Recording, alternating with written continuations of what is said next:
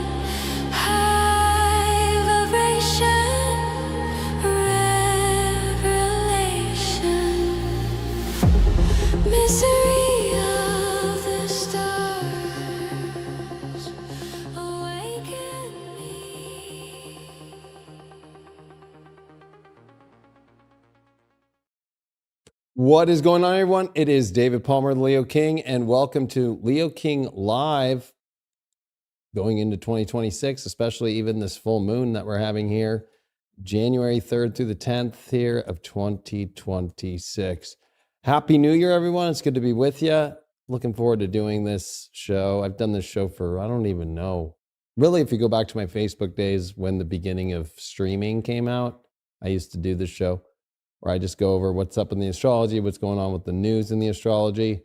And because it is the holidays, with full disclosure, History in the Stars, those two shows I do with Anne and Natalie, not happening this week. I thought I'd just kind of combine everything into one show, and especially to be able to cover this full moon horoscope for this weekend. Yeah, so 2026 is here. I noticed there's so many awesome reports out there. Great astrologers have put some awesome stuff out there. And I agree with pretty much everybody on it. Of course, I have like those deeper things. I'll be putting something out about 2026 next week. This one, of course, I think we're going to be talking about 2026. We're going to be talking especially about this full moon. But really just this week that is so powerful, January 3rd through the 10th here, and what we're seeing with this big stellium in Capricorn, of course, the Cazimis of Venus and Mars with the sun, and even now Mercury out of that long Sagittarius retrograde and big squares to Saturn, Neptune, and Pisces. And we are very close to Neptune making its ingress into Aries at the end of this month. So it's definitely an important time, and this full moon definitely is going to be covering a lot with that. So we'll be really starting at the full moon and then building into these very powerful energies that we are going to be seeing here for quite the first part of this. But I want to say that 2026 is like the year where you're, as an astrologer, you're like, now for sure, right? Like it's one that every astrologer could be like on the phone or when we see each other in person, like, yeah, oh yeah, for sure, right? For sure. But being with that energy, before we get to that for sure, it's the times we're in right now, right? This January into February really is so important about how you set yourself up for the for sure, right? You want to make sure that you've really done your work here, because this is quite a lot of energy ending, long-term energies. And so I think it's very important for us to pay attention to what is being seeded at this time, what could be being burned off, so forth. So we're going to be talking about that as well. I do want to say, because of course, to keep this place alive and to keep my family alive and all that kind of stuff, of course, make sure you join High Vibe TV. This is where, of course, all the shows are. This is where we're at. We also, of course, are on the apps like we have been. And we've been going strong for a long time. It's just the monthly price, or there's the premium price where you get access to all the schools. Of course, you could just click here, plus our community. But of course, you can see I'm live right now. My AI class is, of course, now out. 10 classes for Spiritual AI Academy, my Hypergate one. This is all 10. It's now on High Vibe TV, and you can watch all 10 and get access to it forever, and purchase it for just $400. And it's about 40 hours. It's like 37 hours on how to build, where, of course, things like Hypergate AI that Jim Hull and I do. Of course, the best astrology AI there is out there. Make sure you check that out. And we are so happy and so grateful. 2025 was the biggest year we ever had because we started it in 2024, believe it or not, with Astro Mystic. And we have thousands of people. I mean, it's kind of crazy, but we are very happy, and we're always doing our best all the time in this crazy world to make the most precision astrology AI out there, especially with human design as well too. That also leads me to Spiritual .ai, of course, which is the psychic AI, but also it's more important. I just want to, let people know, of course, it is the crystal ball with all of my, I could show you all of that when I want to one day, but this is really the most Agentic agent in the psychic world ever built.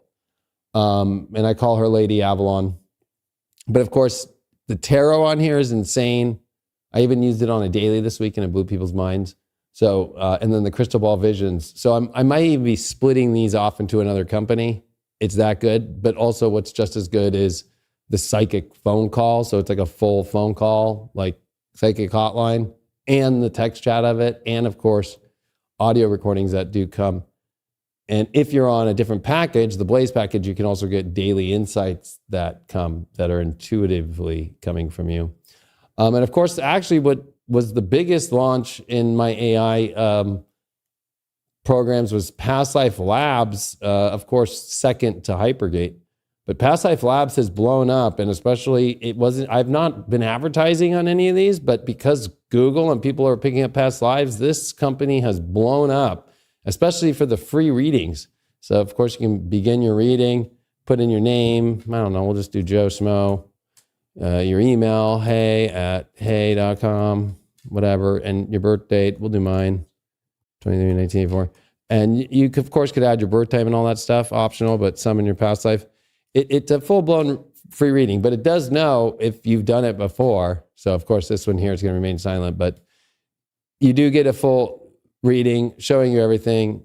And then of course, if you want the premium reading, you just pay the $30 and get a 25-page full-blown agent that I have trained on all of my schools and everything that I've done with past life and past life regression. The other part of this app I have not finished because it's been the holidays. It's already done in code, but I have to do the testing, which is the past life regression part of this, to actually sit your phone down and go through a full past life regression with actually having healing sound bowls going off to get you into that space and actually put you into your own past life regressions all the time whenever you're ready to do it. So, but especially on the reading part of it, that's all here, pastlifelabs.com. And of course, Hypergate. If you want to learn how to build these things and build conscious AI, definitely get this on highvibe.tv. Also, I'll be at the Conscious Life Expo again. Been doing this since 2014. And this year, of course, I am speaking again. I am speaking on right here, I'm speaking on Sunday at 4 p.m. The Heavens Reset about 2026. I am also at I have an exhibit again, like I did in 2015, the big one. So I am right when you walk in registration. High Vibe TV is 5/15 this year. So if you are coming out to LA this year for the biggest spiritual conference, there it is, High Vibe TV. And I'm doing it with Hypergate so people can get, because I know people are so weary about AI and astrology. I'm going to have a full Hypergate computer there to show people, hey, let me blow your mind with Hypergate. And of course, doing some cool other high vibe TV stuff there. And then of course, I'm also going to be doing the Astrology Symposium with Rick Levine and a bunch of other people. Let me see where that is. And anyway, if you don't like this, you could scroll past this after you watch this live.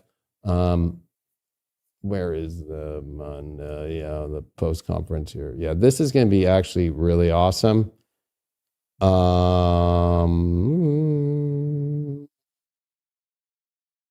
Here it is, the Astrology Symposium. This is at 3 p.m. to 7 p.m. on Monday.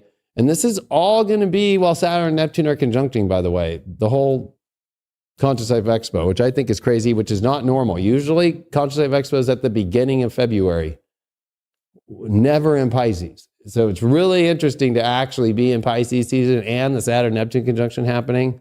But this will be happening on Monday, February 23rd, 3 p.m. to 7 p.m. And Astro Blitz is going to be there, Cassandra Butler, of course, Master Clarice Shan, Jane Massler, Rick Levine, and I. It's definitely a great lineup. So if you just want to come to an awesome astrology event on Monday, you could just come on Monday and check us out in LA, 3 p.m. to 7 p.m. I'm also at the New Living Expo, which is going to be up in Northern California. This is a huge expo. It's just gotten really revived in the biggest way. So I'm super stoked to be invited to this. So I'll be up in Northern Cal. Lots of great people that are going to be there. Going to be awesome. Even Billy Carson's going to be there. Sean Kelly, of course, there's me. So it's going to be a very, Sasha Stone's there. There's a lot of presenters.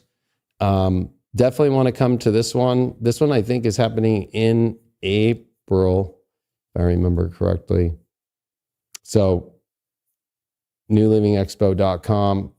Definitely check that one out because I've never actually done this one. I've done like every spiritual event, but this one I haven't done. Oh yeah, April 17th through 19th up in San Rafael, California, up in the San Fran area. So I'll be doing that. And for those that are on GitHub, definitely follow me on GitHub here, especially if you're in the AI world, because, for example, I know some people want to learn about this stuff. That's why I have the school out there. But for an example, like why would Spirit Dial be so unique? I could actually show you, even though there's a private GitHub, like, and how I designed the tech part of it, especially when it comes to the RAG and the MCP part of it. If you want to see the visualization of it and what I've done, I could forward you access to get into certain parts to see it. I won't give you the full access to my private repository, but showing you that in order for this thing to pull cards and do everything, it's not automated, like just preset. No, I have this thing truly understanding upright meanings and from old text, and actually even using my own shuffle from like card shuffling stuff. It's pretty wild, actually, how I took all this and built all this and the workflow and so forth. The whole voice call workflow, the insights workflow, and then the whole MCP server with all the data that I store on that server, and then the RAG ability that I have with that, with the agents that are built on there. Definitely a major project that I undertook. Really awesome and had a blast doing it. And I'm like gonna split parts off maybe here because people are really loving the tarot and the crystal ball. All right, so let's get to the astrology now. Now that I got my little stuff out first. So here we are at this moment as I'm doing this.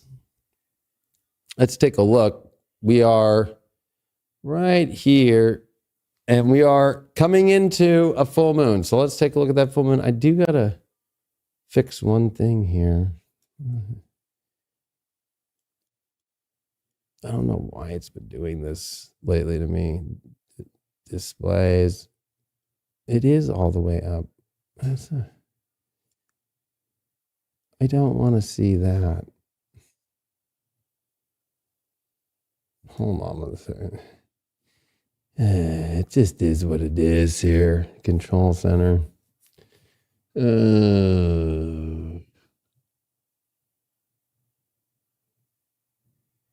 Where is that? Desktop and dock now.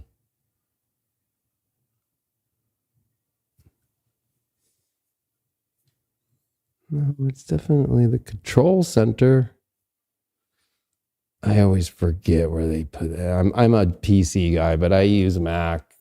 I actually build all my AI applications on Mac. And I find it to be easier.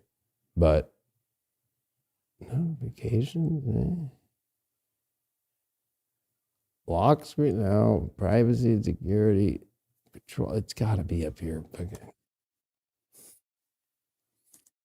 No. Just one second, because there's so many icons up here, but it's funny for you all, you don't see it, but it blocks my pointer, which is so stupid. Mac is the only thing that would ever block anything. Edit controls here. No, that's not where it's going to be. It's going to be, maybe I think I know where it is now. I remember. No. I don't like, it's like wherever you see the Bluetooth and show the Bluetooth and all that, it's, maybe it's here in access. No. General. No. I felt like it was menu bar. Here it is. Okay. We do not need to see Bluetooth. We don't need to see focus. We don't need to see now playing. We don't need to see text input. There it is. Now we got it. Sorry about that. All right, we are back. So now I can click this little button and actually get into this here. So let's get to the actual full moon, which is about to happen. Kind of crazy, but it really is. So let's get to the full moon here. Boom.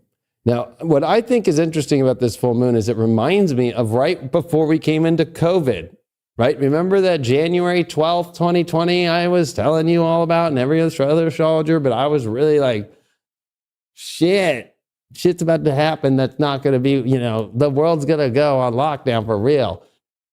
This is a little like weird and eerie to me. Why? It was a lunar eclipse in Cancer. And then 2 days later, it went to January 12th, and then Saturn and Pluto met, right? There was also a solar eclipse that happened with Jupiter. But this is not a lunar eclipse. This is just a nice big full moon in Cancer that we're going to have. And this really, I think, is a way that... and you might have had to have been watching me a long time to understand what I mean by what I'm about to say. One is... I don't know if people remember me saying this. I'm like, I really wish that the lunar eclipse happened after Saturn Pluto instead of before. Well, this kind of reminds me of before we see Venus and the sun make its cazimi, before we see the sun and Mars make its cazimi. It's like, here's a full moon, and it's the approach to both. What I find with full moons is like, okay, we're really finishing things, right? We're really getting to the peak of it. It's maxing itself out. Well, it's not maxing itself out when it comes to these other opposite points here with the Sun, Venus, Mars that are all about to make like one powerful little like threesome cazimi here, okay? No, the full moon's going to happen, and then we're going to see Sun, Venus, and then we're going to see Sun, Mars. But then we're also angling, getting ready for the opposition of Jupiter, right? That's a big one, right? So we have that's coming.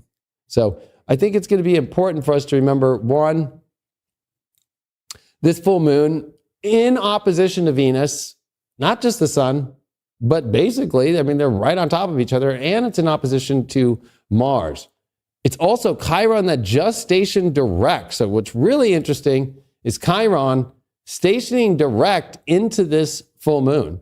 And Chiron been in square to Jupiter, right? Chiron also, for the first time since it made its ingress in 2018 into Aries, now going, oh shit, I'm going into Taurus here in 2026. So we start to feel this new vibe with Chiron. I know we've been the wounded ego has been forefront, right? The second you become too confident, the universe goes, ha ha. Okay, you can't be too confident with Chiron and Aries, right? Because it's like, if you're putting your ego too forward and only thinking about yourself, guess what? Right? So this Jupiter square has been intense. Jupiter's part of the story with Chiron. right? It's Jupiter that's the one that's able to finally release Chiron of his wounds and get his immortality back. So it feels almost like we're stuck with these wounds, these hard situations, and they are amplified with this full moon in Cancer. The moon being in its home sign, Jupiter, that's there, exalted in there, right? We got an exalted Jupiter. It's retrograde, though, squaring Chiron, and Chiron's now direct. It's about healing. Now, that healing is when we remove our ego. We're going to have to. And even when it comes to very Venus and Mars sensitive issues, right? Relationships, Mars, ourself, our direction. This is the sun that is literally, we cannot see Mars and Venus because on the opposite side of the sun is actually where Mars and Venus are, making a conjunction from Earth. So this is the superior conjunction of both, right? And so we can't see them. So there is this kind of weird blinded spot. They're both in the underworld here, especially because they're all out of bounds, right? Venus and Mars out of bounds. You could add Mercury to the mix, out of bounds too. Even on this full moon is way far out of bounds at 27 degrees north in declination. We're off the train tracks right now. And I think that the big question here is like, well, that's part of what I feel like 2026 is like getting off the train tracks because these train tracks haven't been really working. But at the same time, a lot of things do work. So you don't want to like overthrow or, everything in your life off your emotional state without thinking about the long-term implications here, right? This is Capricorn. It's structured. It's about integrity. It's about being the adult.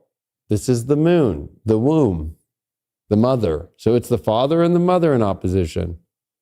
And there's a lot of this personal energy surrounding the sun, but it's in the old ancient tradition, especially in Vedic traditions, this is where it's burning everything off, right? So it could be purifying things, but purification isn't never a fun process, especially spiritual purification. Trust me, I know my moon's in Kritika, okay? In Taurus. I understand a lot about purification and the fire that has to come. But, this is Capricorn. And this is our first time seeing this much Capricorn without Pluto being in Capricorn. Especially with Mars that's exalted. So the other thing that's happening is we have two planets exalted beginning their opposition. We have Mars in Capricorn that's beginning to oppose Jupiter, and Jupiter in Cancer. Now the moon, of course, is the ruler. In this case, too, Saturn is the ruler of Capricorn, but we don't see any aspects to Saturn from this. So, definitely this full moon in its home sign is the one that's very overpowering, but it's got that square to Chiron direct. And this could be a very big wake-up moment. Like, what am I emotionally doing here? As Chiron is done retrograding as it's been and picking at scabs of its wounds of its ego and only thinking about itself. And even with the square to Jupiter, it almost feels like, well, I've been just put through hell and it's just all bad luck and I don't get the emotions that I want. It's like this Capricorn's trying to be like, do you understand timing? Do you understand? Don't make choices based off your emotions, right? We want to think through, take the time. Thank God Mercury is in Capricorn, right? It's kind of like, let's take the time and make sure that we do the right thing here long term. It's also a north node in Pisces. And what we are seeing on this full moon is some good aspects to the nodes, right? We do see the trine over to the north node. We see this full moon in sextile to the south node.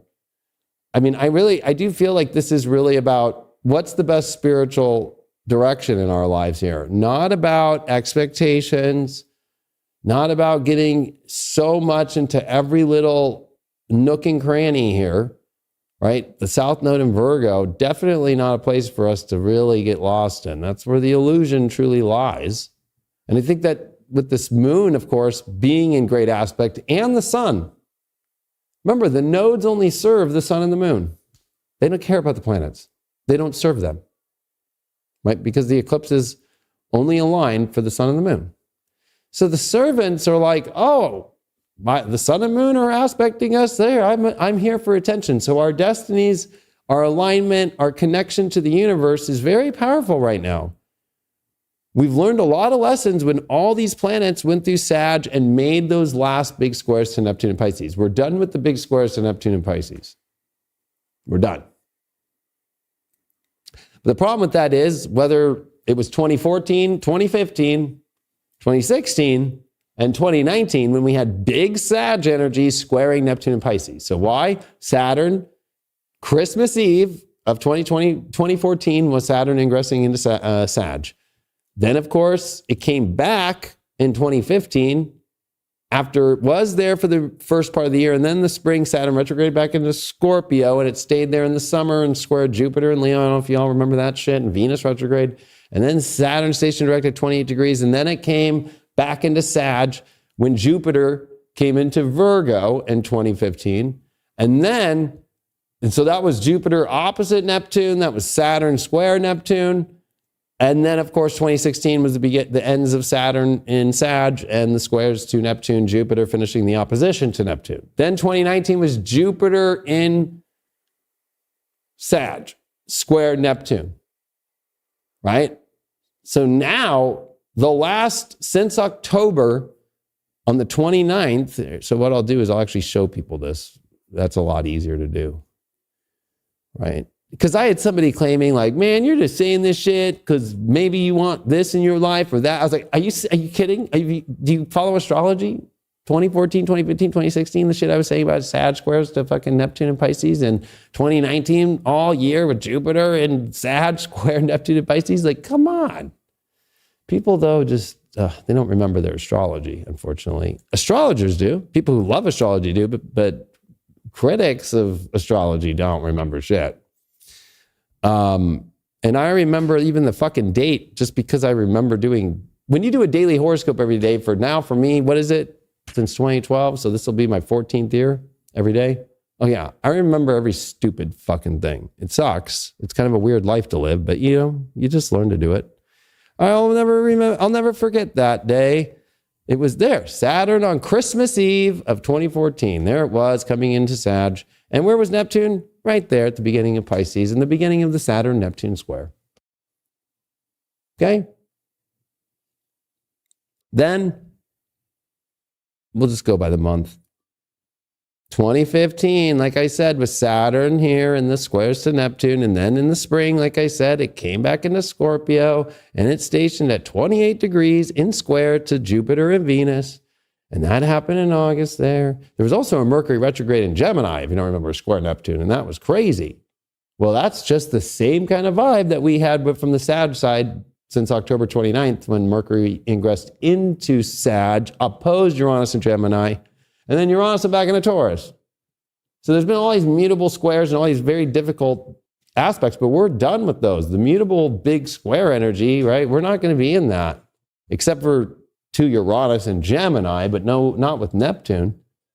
So we're moving into a lot of new energy in 2026, right? But here in 2015, right, that was Jupiter in Virgo, Saturn still in Scorpio, and then you just go the next month, boom, now you see Saturn in Sag, Jupiter in Virgo, and there's the opposition of Neptune, and then Saturn bridging into that T-square to both, right? And then there's Chiron as well in Pisces. So you got to remember that we have been going through many of these difficult mutable squares to Neptune in Pisces, the ruler of Pisces.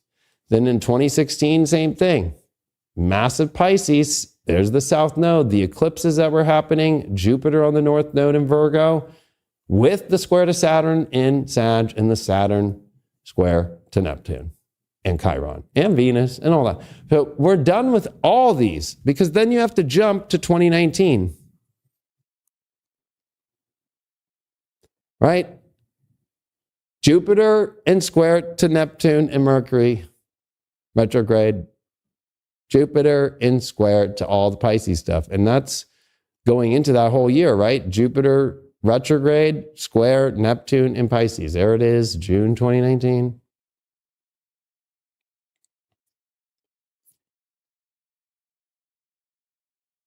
So watch this. Let's take us to today. Now, let's take us and let's go to the ingress of Mercury at 0 Sag, the one that happened on October 29th. That's how long, whatever you've been going through since October 29th to literally New Year's Day, when Mercury left Sag.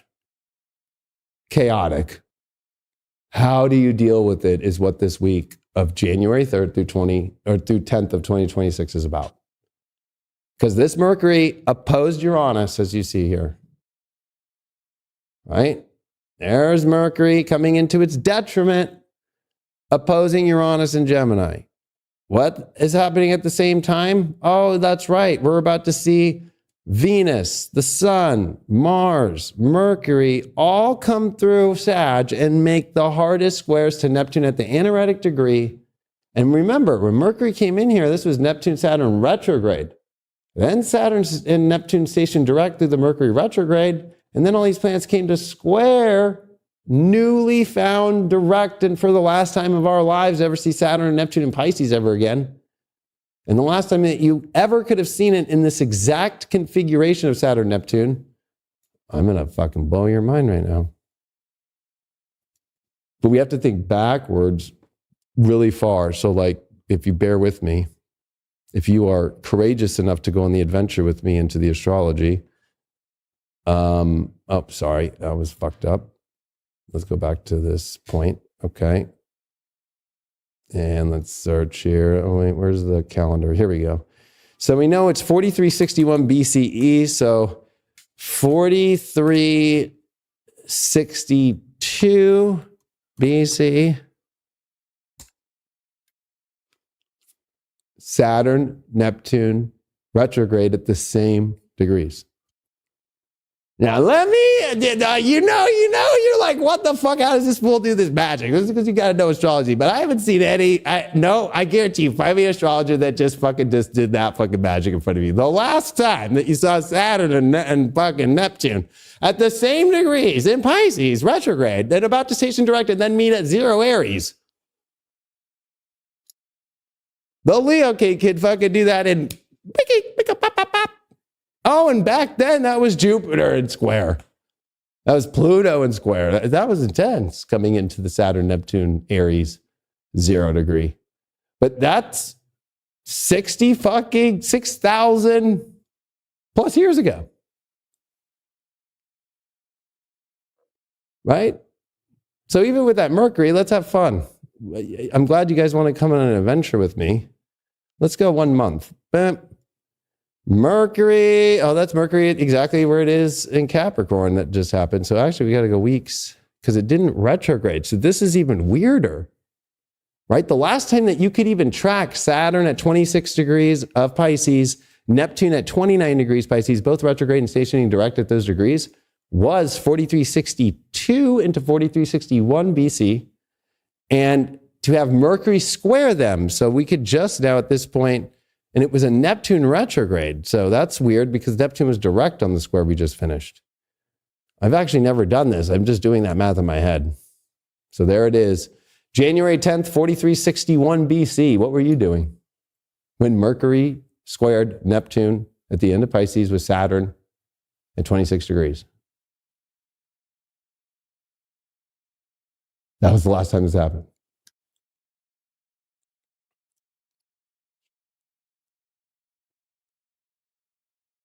It's a long fucking time ago. So like the events you've gone through since October 29th haven't happened for over 6,000 years. So if you add 4361 to 2025, right? You're at 60, 400 years ago, 63 and some change, a lot of change. So yeah, it would, right? And then if you do that in the long-term cycle, right? 12,800 year cycle or 14,000, however you want to look at it on the longer scale. This is a fucking major part of that quarter in the long, big scale of our galaxy and the whole movement of how the true ages, because we're talking about multiple ages in here, but like a quarter of it, right? Of the long calendar, the big galactic fucking visionary. So, you're at if you want to talk about past lives, you have to remember this is prehistory. This is the beginning of Mesopotamia, before Babylon, the beginnings that brought all that together in knowledge. This is where humans started to move around the planet for the first time in recorded history that we have. What's about to happen in this world? We're about to find out about the new species, whatever that species is. That's how fucking long ago. Because all I have to do is go, okay, so you save that in your brain, right? You save this. Mercury at 29 Pisces, square Saturn, 26 Pisces, Neptune, 29 Pisces, right? That's a fucking rough transit. Mercury's in detriment, Neptune's at home at the anaretic degree, and there's Saturn too. That's not an easy one. And that's a tight orb that Mercury is squaring the midpoint right after the Saturn square, and then has to go through Neptune, which is its ultimate nemesis at the last degree. By then, ironically too, that was the moon in Virgo opposing, and there was a T-square 6,400 years ago. And that was January 10th BCE, right? So like, watch this. So now you've got that in your brain. Let's go to the now. And let's just go 2 days ago. And now I'll add some hours because, day. Here, let's just do some hours backwards here. There it is. January 1st, 2026 is repeating the same square, except Neptune direct. But still, nobody will ever do that little backtrack for you. Mercury in Sag, square Saturn at 26 and Neptune at 29 Pisces. It took 6,400 years for that to happen again. Now, if you notice back then, all the planets were behind Mercury and it didn't go retrograde. So what's interesting is all the planets are in front of Mercury and they're all about to go through the Cazimi with the sun. So as all these planets came to square this last time, Neptune and Pisces, right? It's going to take 160 years, 165 more years, but really, if you want to get to the end of the zodiac of Pisces again, it'll take 165. But with Neptune in its orbit, right? Okay, like minus 14, okay, like about another 140, 150 years from now. Any planet will come to square Neptune and Pisces. Think about that. So that was the last one, Mercury. That was the end. And as Mercury has now come forward into this week of January 3rd, which I'm covering with this full moon, so let's get back to that full moon, that this full moon is more than just what meets the eye.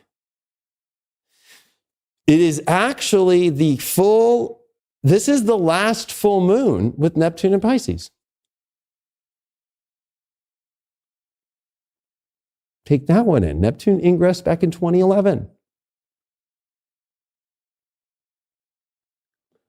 Okay, this is a big deal. Neptune has been in the hierarchy of disposition since it came in. It rules over the house of Pisces, right? Guess what? Doesn't matter what chart you're looking at. The only time that there was competition was in 2019 when Saturn was in Capricorn, Jupiter was at home in Sag, Neptune was in Pisces, Mars was in Aries and was about to go retrograde, but it did go through there. And then, and Scorpio, Mars went through Scorpio.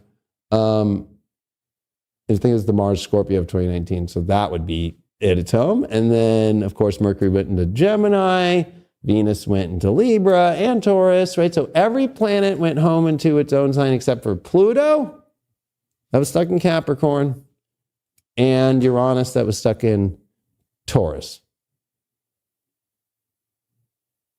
So 2019, that's why I said this is your free moment to understand what's going on before we go into the concrete. Do you think that the concrete ends because of this new transit? I haven't asked that to people yet. Do you think that the Saturn-Pluto transit loses credibility to the Saturn-Neptune transit? Now, one thing that God rest his soul, Michael Luton, really on his best work I think there is in astrology, especially in looking at reoccurring transits, the farther out the transit, the more relevant it is. Meaning that the reoccurrence that takes the longest, or the planet that takes the longest, hence Pluto is a big one. But Saturn and Pluto met in Capricorn back in 1517 before 2020, and then back in 1284. And then you can go back again. Now Saturn and Neptune meet a lot too, but at 0 Aries, hasn't happened for 6,400 years. Now, we think that's more important, of course, because it's at the 0 spot of Aries, right? That's the beginning in the astrology chart. But to me, it's more like a simultaneous. They're both powerful. Why? Because it's about this Saturn, Neptune, and Pisces is the last of the conjunctional astrology since 2020. Now, what does that mean? In conjunctional astrology, which is an ancient form of astrology, that the astrologers, especially in the 14th century, so 1300s during the Dark Ages, even 13th century, the astrologers that were around for the last of all Christian artwork, all of the biggest chapels, they had astrology in place. They had all the stained glass windows. They had all that, right? They all were using astrology. Then they stopped all that because the Holy Wars ended and the end of the Knights Templar and so forth. Okay. What's kind of crazy about it is like they were using conjunctional astrology to predict the Black Plague, which they did in 1345. An astrologer told the Pope, who was French, hey, there's going to be a fucking plague that's going to kill half the planet. Oh, the Catholic Church is like, we're not going to say anything to anyone, but we'll protect ourselves. And then half the planet died 2 years later in 1347 to 49. Using conjunctional astrology. Saturn and Neptune's end is the last 6 years of conjunctional astrology. You live through Saturn and Pluto conjunct, Jupiter, Pluto conjunct, Jupiter, Saturn conjunct, Jupiter, Neptune conjunct. Notice there's a lot of Jupiter or Pluto. Jupiter, Uranus. Now the big one that's last, Saturn, Neptune. In 6 years. So I've looked. We've not seen it in that window, that many big conjunctions. Not even in 1345. So when you have major planets conjuncting farthest planets out, the outer planets, you just notice that every conjunction I named was an outer planet to a planet. All had the biggest planet. So if you think about Saturn, it met with Pluto, and it's about to meet with Neptune. If you think about Pluto, it met with Saturn, it met with Jupiter. It even met with Mars many times at the beginning of Aquarius, right?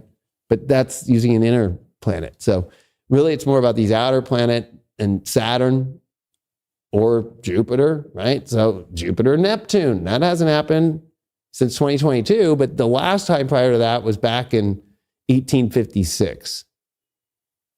So if you think about every transit, it's like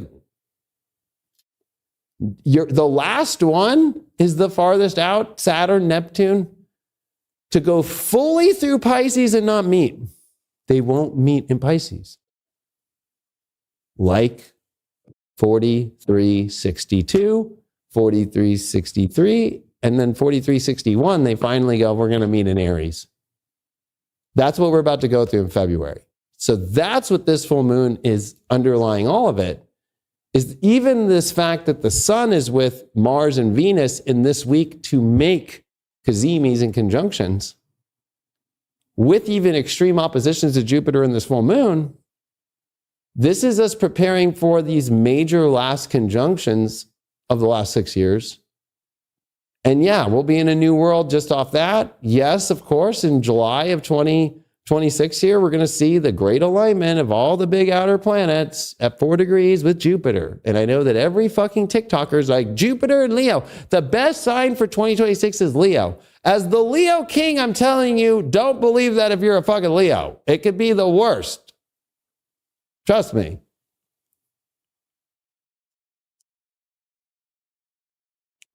Don't put all your eggs on Jupiter. We don't know how this thing will fully go. But what it is, this is the signal. Get out of the noise of TikTok for a second. The signal here is that shit is about to fucking go down. So when we entered the conjunctional phase, and I will help people here, this is what Leo King Live is all about, is showing people the astrology because they don't ever get it this way. Let's go back to the same day of 2020. The beginning of the conjunctional astrology. So just 6 years ago was the very beginning. Why? You had Jupiter that was about to get ready to meet with Pluto. We had mainly the first kickoff, which was Saturn and Pluto, that would happen on January 12th. Just within that 1 year time span would be Jupiter, Pluto 3 times. It would be Saturn and Pluto.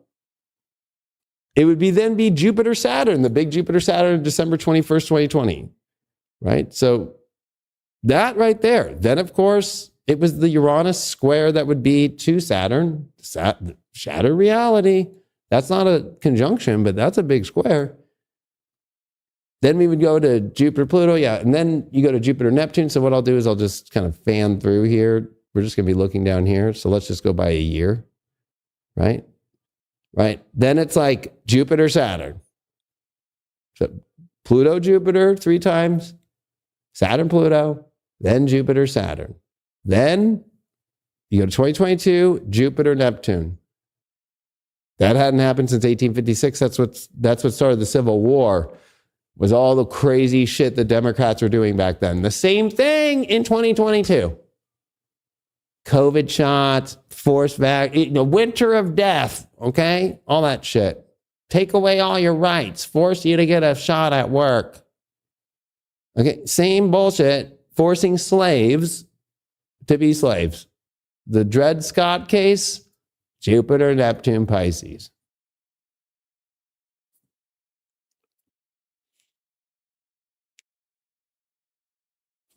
Also, I'm glad we did January, because then there was the Venus retrograde, remember, of Capricorn with Pluto.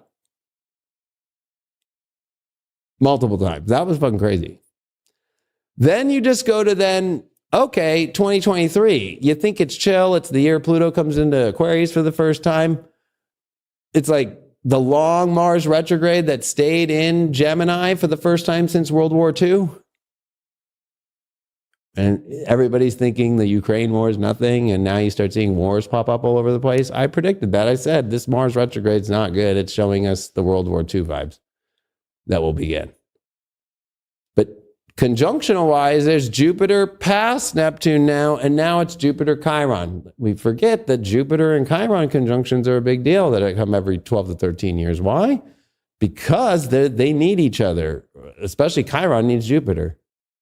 So a lot of your ego wounds are about events that have taken place that, can you transcend your own ego wounds of 2023? So with this Jupiter square Chiron, we could actually go to it. Let's look at the first aspect of the Jupiter conjunction to Chiron. Right? Here it is, May 11th, 2023. Jupiter in Aries conjunct Chiron at 14 degrees. That was also 2023, the year of Jupiter and Uranus. The beginnings of that conjunction in Taurus. This was also the year that we had a solar eclipse with the North Node in Taurus because we missed that cycle 18 years prior, and you had to go all the way back to 1986 to get to a solar eclipse in Taurus. And we had that with all these conjunctions. So if you notice, just in that first 3 years, look at everything still together. And there's been massive conjunctions, and they're continuing on. Right? That's why I was like, back in 2017, like rising through the darkness, this shit's going on till fucking all the way till we get to the end of these conjunctions. So 2024, it was the Jupiter-Uranus conjunction. And now, in 2025, it's been the Saturn and Neptune. But what's really crazy is if we go to the summer, and when we get to right when Saturn and Neptune were at their peak, within Neptune and Saturn right here. I know people got to catch up with me here. Right here. Saturn and Neptune came within less than 15 minutes of a conjunction. We're talking about a hair. And they didn't meet. They went through the whole sign of Pisces together. Didn't meet. They retrograde just recently back into Pisces over the last months. Didn't meet. They are going to not meet in Pisces ever. So you go through the whole transit and they don't meet. That's crazy. Especially the fact that Saturn's faster than Neptune. And it gets right there. But no, and it's still direct. And Neptune's retrograde. It should be, Saturn should be like, it's like watching the Olympics and watching like the handoff of the fucking baton at the fucking, whatever they call it, the fucking relay race. It's like, there, you've got it. No, drop. What the fuck? How do you drop the fucking ball? Right? Like, Saturn, how do you drop the ball? Right? You don't conjunct Neptune right there? No, not enough. No, I got to go back into Pisces. Oh, Neptune's, I got to go back into Pisces. And, it was so nice. Uranus and Gemini. We see the beginnings of the trine to Pluto. We see Saturn stabilizing this harmonious, beautiful fucking outer planet fucking configuration. And everybody's obsessed about Jupiter that's coming. Why? You know what? The only thing that makes things real is Saturn. Not Jupiter. Jupiter doesn't make it real. Right? This is also Jupiter that was in square to Saturn. But so this conjunction still hasn't happened of Saturn and Neptune, and we're about to have it next month.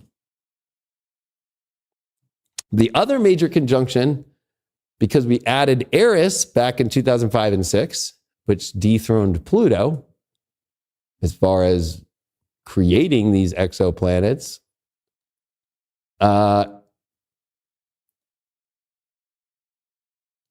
we have Chiron and Eris that are conjuncting this year in 2025 that we just finished. And they are going to finish their conjunction in 2026.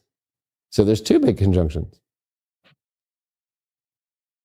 So the full moon is not about just your typical, the full moon in Cancer, put on your TikTok video and talk in a minute and fucking it'll happen. I understand my whole life now. No, you don't.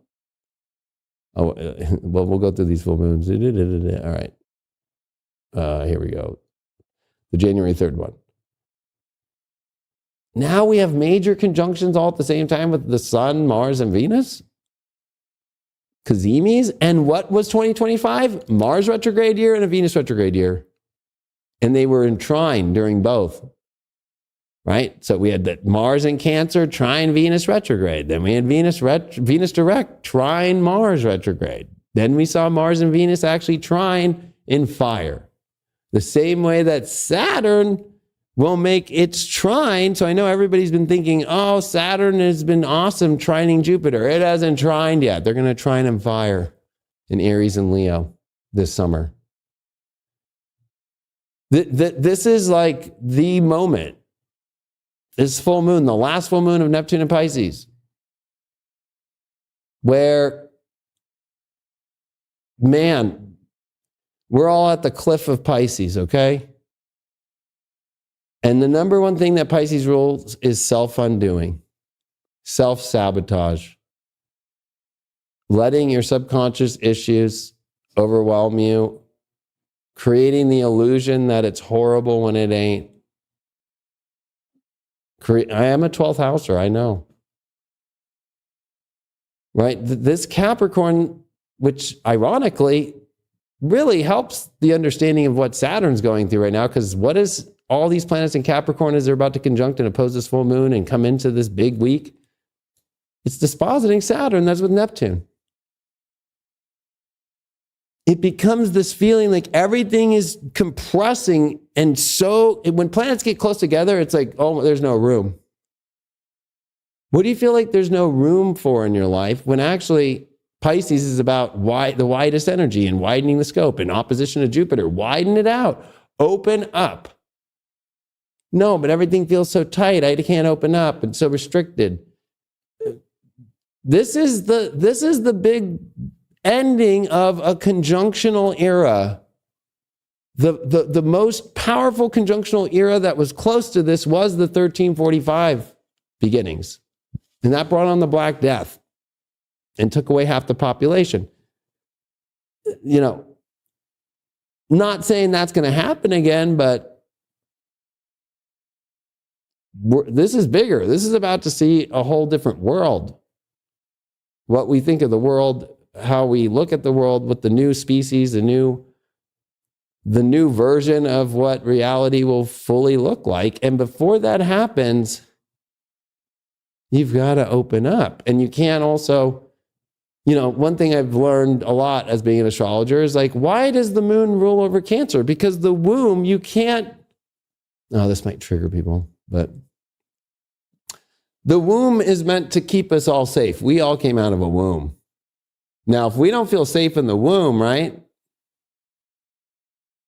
we're not going to really feel safe to grow and become a soul here. So the womb is very important. And that moon, right, this womb with Jupiter, right, because Jupiter likes to get a lot of wombs pregnant, even ones that aren't his wife, unfortunately, because he's a fucking piece of shit. He's just Baal in the new version of Baal and the cult of Baal. Look it up. It's the truth.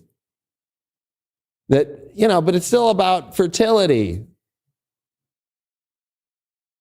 So this is about fertility in the sense of like, what are you creating within your life? What are you... Jupiter's expanding like how you deal with finding foundation in your life emotionally because you didn't get any. It was all that Capricorn since 2008 to 2024. Tons of those 2020 transits were in Capricorn, the beginning of this whole conjunctional astrology. So this full moon's like, hey, let's restore foundation. Let's restore a place for you to feel safe emotionally in your life, a place for you to nurture yourself, take care of yourself, and make sure that you're not self-sabotaging that, right? We got to be an adult. We got to look directly in the blindness of Venus and Mars. Mars exalted in Capricorn, Venus in Capricorn. Okay, it's not really that great, but it's not the worst, but it's not great because it's with the sun. So it's almost like, are you trying to create something that goes opposite of actually the foundation of home, family, nurturing?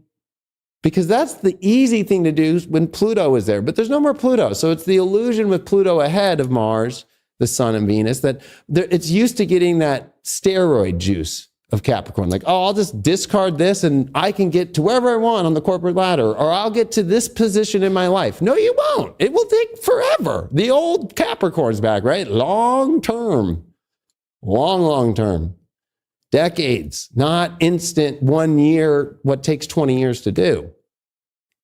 Unless you're using technology, which is Pluto and Aquarius, right? Hence AI stuff is like, but the old traditional route, no.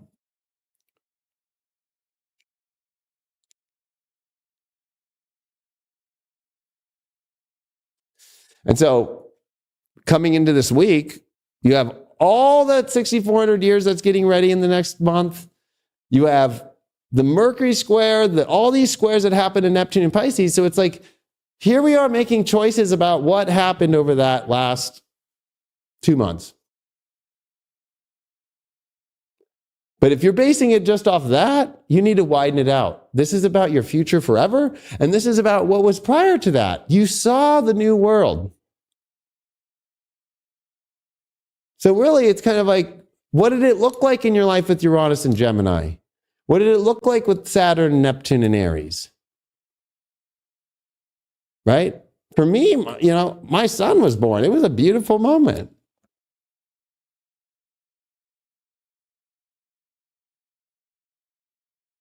But people could forget completely in this transit and be so the problem whenever you see the sun in the Cazimi, that's the superior conjunction, right, is that it's blind. So you think you know your values right now. You think you know your direction. You don't. Right? This is not Mars that we could see. This is not Venus we could see. Plus, they're out of bounds.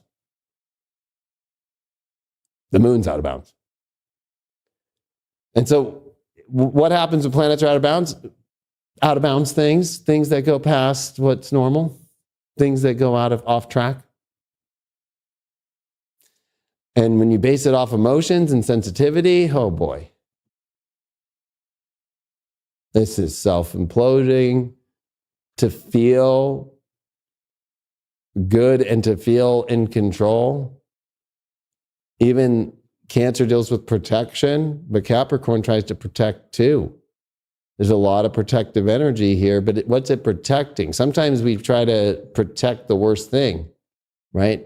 Addictions, for example, oh, I don't want to get over my nicotine addiction, right? So my subconscious will protect that bitch until I'm ready to fucking let that go. This is a full moon where if you're basing all of these choices before they even meet the Sun, Mars, and Venus, what are you doing? You're letting your emotions drive the ship and going away from being on track, going out of bounds to God knows where that train derails and goes off the side and what that looks like, because you're not thinking about that. It's easy when planets go out of bounds to start taking more advantage of I'm feeling this go out of bounds. So I'm just going to there's no more boundaries. I'm just going to keep going out the boundaries. But when everything comes back into gear, let's just think about this 1 month from now. Let's just go 1 month. Everything's in bounds. In Aquarius now, and now it's weird. Now it's detached. Now it's cold. Now everything that's come there, and then there's Neptune and Aries. Oh, shit. The illusion of what you thought would be, now Chiron's direct. Jupiter's still retrograde. Uranus is still retrograde, right? Everything hasn't really kicked into full gear yet. And you could just be sitting in this very isolated, because it's Pluto and Aquarius. For my desires and needs, I need to disconnect, right? There's going to be a lot of, where are we learning? Leo. Leo is the point of the actual thing we need to pay attention to understand Pluto and Aquarius.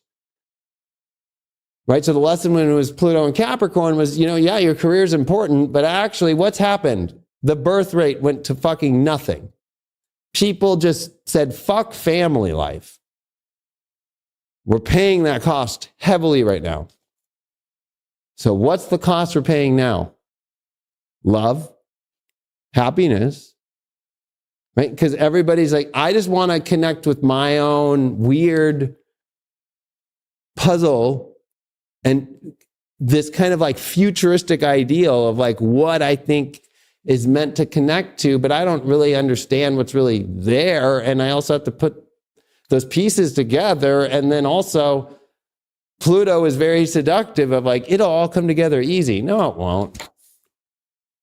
Trust me, any vibe coder out there trying to code fucking AI, you're fucking crazy to think that even all the AI models understand and won't write stupid code and do all this. So what you're doing right now in this full moon is are you making these massive decisions in your life that are really fucking oh yeah, because I know exactly this is going to be and this is what it is and I'm protecting my life and I'm saving myself and I'm the hero. Chiron stationing direct, maybe it might be opposite. Maybe some people finally wake up in this moment and go, you know what? I'm not going to let my ego wounds and we got to heal. This is the full moon of like, are you ready to accept the womb? Are you ready to receive nurturing, love, give out generosity of nurturing? And that's where, when a foundation is strong, you can thrive in Capricorn. If you rip apart your foundation, you don't thrive. I'm sorry, but if you decide to go homeless, it's going to be very difficult. I've been homeless before. Trying to start this business homeless, which the first 3 months of this fucking channel is every horoscope of me homeless. It's actually like 6 months. And anybody who knows that knows that. It took me a long time to get it to where it is now.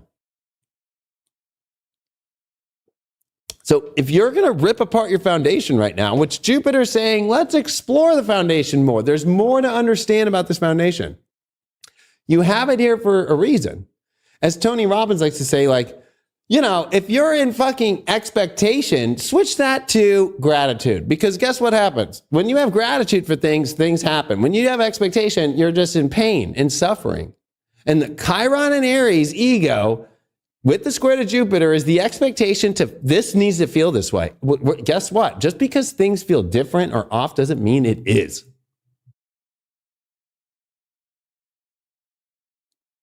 Look at all this all these planets out of bounds.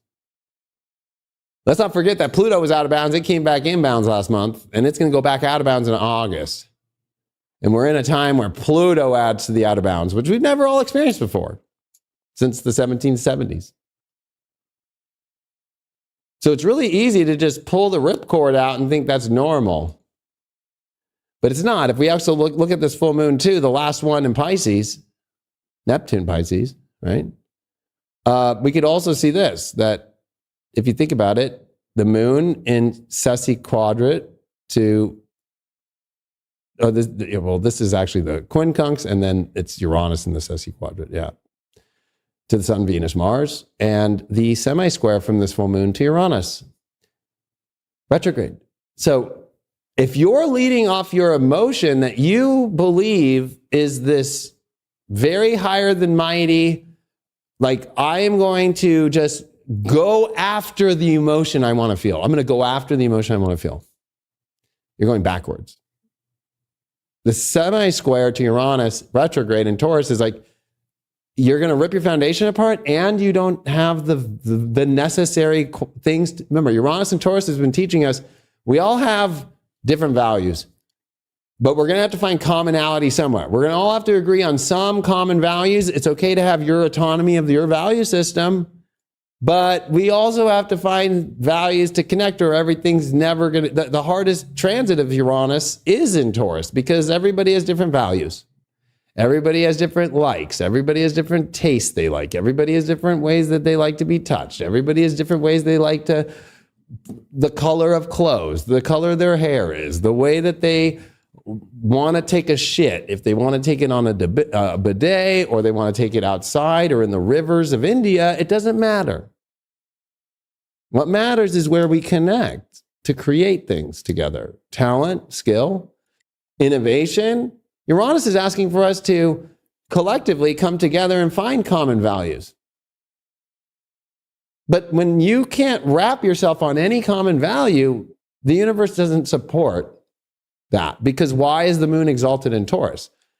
Because you have to emotionally bring the womb into a value system in order to grow something. If you don't value the child you're growing, well, guess what? Just go get an abortion. Because if you bring that baby into the world and you don't want it, guess what happens? It doesn't feel valued. That becomes secure attachment, gone. So I think that people have to realize that this Saturn-Neptune is stronger than you could ever imagine. It's taken 6,400 years to get to this exact same situation. But this one is even crazier because this full moon is before the Sun-Venus meet, before the Sun-Mars Cazimi. That's why this is the week where my recommendation for people would be this. And let's actually move it to the top of the chart, the conjunction. All right. So that's the full moon energy this weekend. But let's look at that Sun Venus Cazimi that's about to happen here. So January 4th, right? Sun Venus 14 degrees, not in the Cazimi yet. Sun, Mars, and look at this, right? So Sun, Venus, Mars 15 degrees on Monday, January 5th, and where they're not conjunct yet.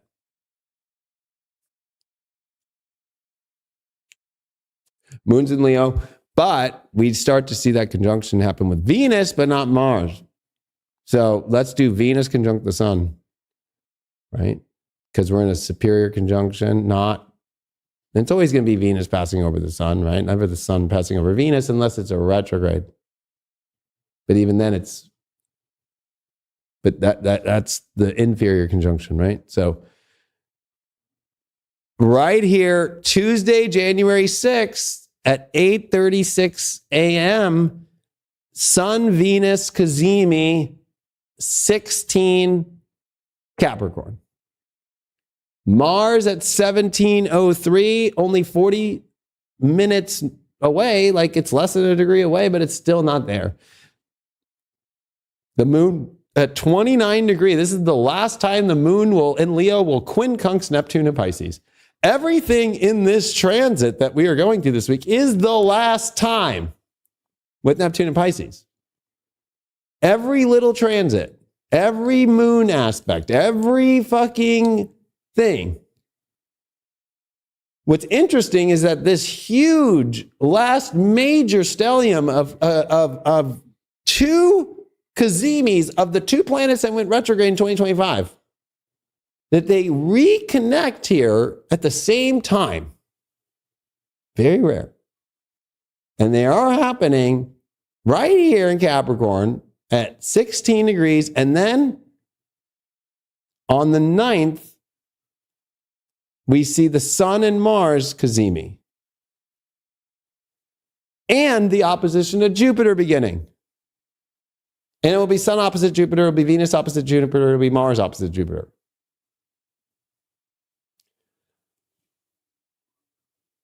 Are you sure you know the door you're going down at this point? Because it's going to be a wild fucking West. Very Neptune and Pisces rules Wild West. The Wild West began during Neptune and Pisces, right? The Wild West. And with the other part of all this, let's take a sec. I mean, this is the day where big fucking things happen. And dare I say the choices you make, and especially even January 10th, which it's really funny that January 10th, not Gregorian, but still it's ironic. The date was the last time 4361 BC that Saturn and Neptune were at Pisces in the same fucking place. But if we actually think about the Sun and Mars, the Cazimis happen, the Venus Cazimis happen, now it's like Mars is behind all of them. So your ego this week with Chiron stationing direct on this full moon, in square to Jupiter still, by the time you hit the 10th, what has happened? Mars is no longer leading the way, and it trails now behind Venus and the Sun. And Mars is the dispositor to Chiron and Aries. And yes, it's exalted, but an exalted Mars getting passed up by Venus and Capricorn and the Sun, that makes it feel really weak. And in direct opposition to Jupiter, which this is the most interesting part, the battle of the gods, two exalted massive planets, Mars in Capricorn opposite Jupiter in Cancer.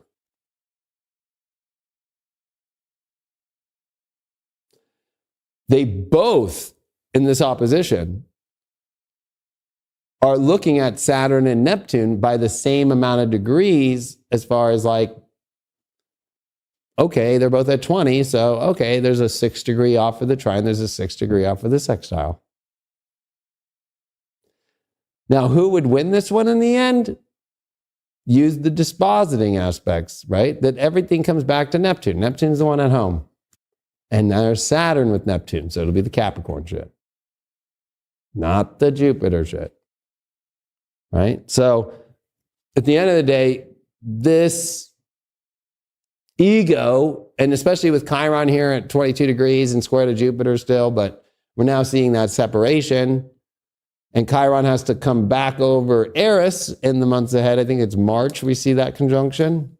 That it's interesting that we are preparing ourselves for the two major conjunctions, Saturn, Neptune, and then Chiron, Eris. And that's the end of the conjunctional astrology, right? That's the end of it. So the beginning of it brought COVID. The end of it's going to bring something. To me, it's discovery. We have to remember at this exact time period that we're going to get to, 3i Atlas will be sitting at 2 Leo in direct opposition to Pluto.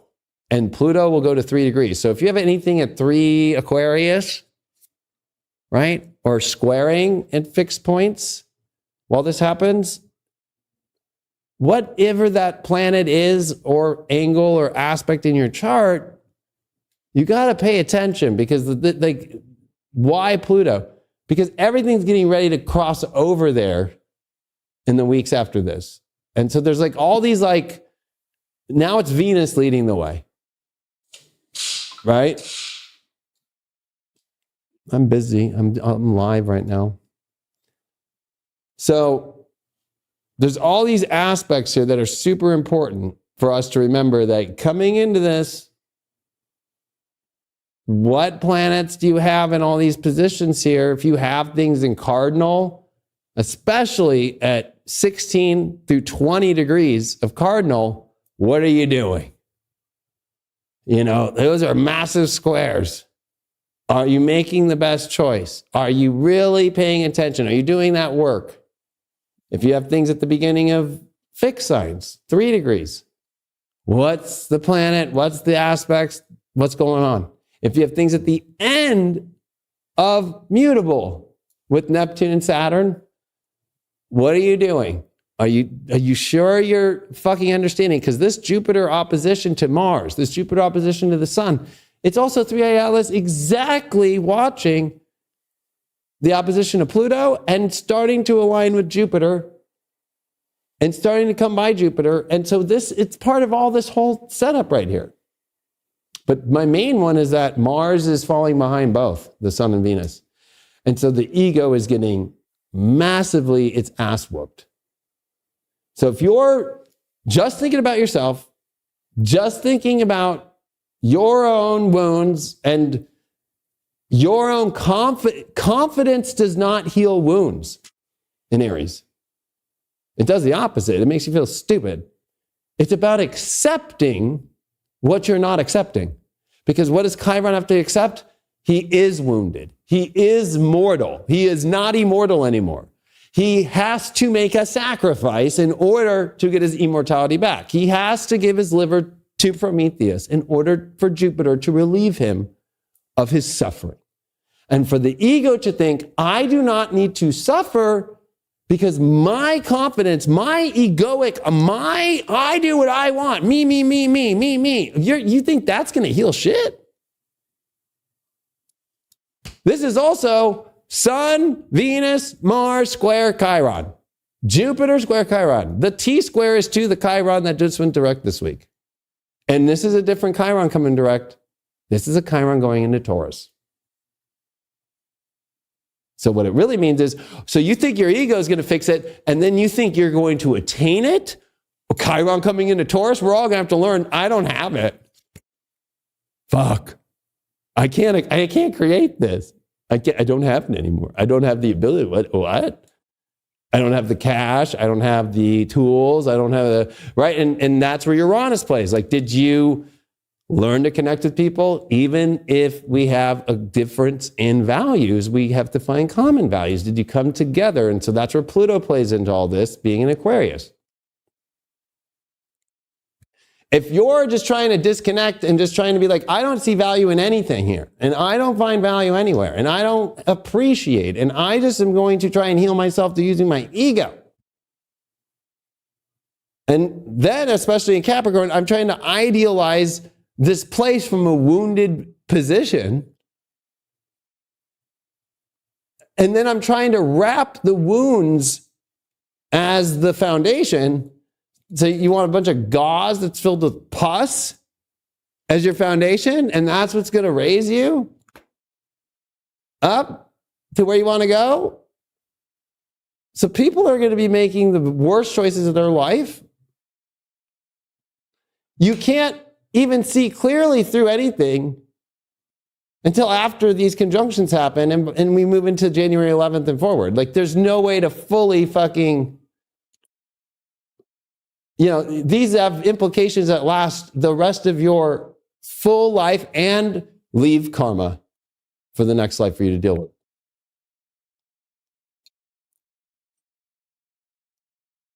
And Saturn, because Saturn's the big dog here to pay attention to with all his Capricorn, it's like Saturn's trying to stop you and restrict you and to teach you to be wise and to be patient and to go tell your self-sabotaging self to shut the fuck up here. Don't make decisions off quick illusions, sensitivities, projections, right? Like very sensitive issues. The sensitive issues is stuff you haven't dealt with in the past. A lot of this Cancer and the full moon deals with how you were raised. What's your attachment like in the womb? How that happened. The family. We didn't pay attention to that for the last 16 years. Now you've seen it pop up. It's everywhere. Why? Because Cancer's restoring Cancer again. People are wanting to have families again. People want to have kids again. That's the cool place to be, not Capricorn at the job. Right? Like what would probably make a lot of these reality shows a lot more interesting is that they actually involved the kids in them and they actually showed let's focus on the kids' life because they're not going through the same drama that the adults do. Right? But the adults just focus on my independence, my fucking job. Me.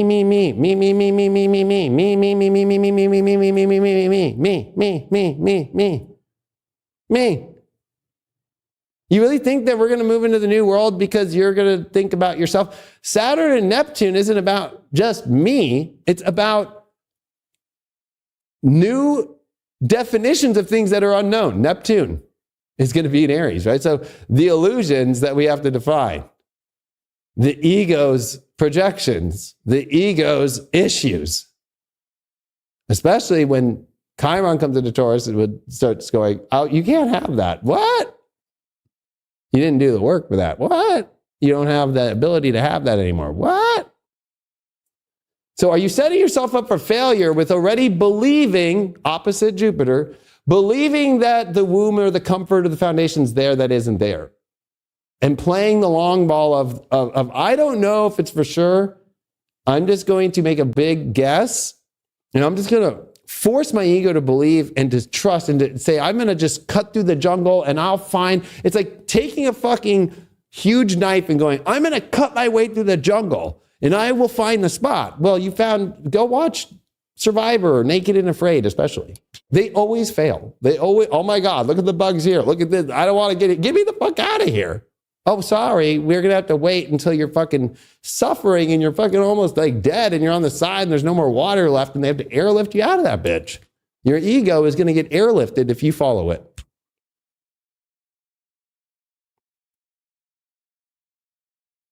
And I'll repeat that again. Your ego will be airlifted from the biggest wounds. And you know what? If you can't face your wounds, this is where Neptune, what is the ultimate goal here that's going to be before we get to 2026 in the big shit? Compassion, forgiveness, spirituality, allowing things to happen. You're not in control, right? The only thing that you can control is whether you self-sabotage or not. That's it. So Are you self-sabotaging? Are you really thinking about what's happening? Is it the ultimate truth or the fantasy of it, the illusion of it? Is it really what you feel that if you're going off your feelings, Jupiter, it's about exploring feelings more than, oh, this is for sure the feeling, right? Because that's a story. Capricorn deals with hardcore reality. It is a reality. So people are going to be smacked with reality this week. Like, this is actually what's happening. And for those that can understand that and are willing to accept that, then they're not going to fall into this trap that many are. Many are going to fall into their wound trap, their, self-sabotage trap, and they're not going to even be paying attention to the bigger vision. They are imagining doors that aren't there, and they're really believing full-heartedly that their feelings are everything. And we all know people who just follow their feelings have the worst mental health issues, everything. You can't just live their life off, but I feel this way, like this is dangerous, or this. Okay, really? That's why human design's great. You have to wait 3 days at least and sleep on it and make sure, like you can't base your life off that. This is Saturn and Neptune. And what does Saturn say to Neptune? It's trying to do its best to say, Neptune, please don't just fucking lose yourself into an illusion here. And they're not going to meet in Pisces. So this means Neptune and Pisces will be its peak of delusion in the world for people. We're being lied to by the press. We're being lied to by the media. We're being lied to on social media. We're being lied to about what's really out there, what's under the ocean, whatever is happening everywhere. The wars, all of it. Erica Kirk coming out fucking like, yeah, my husband's dead. Give me 150 mil, motherfucker, and give me some more fireworks, bitch. But then I do that for God. Are you kidding me?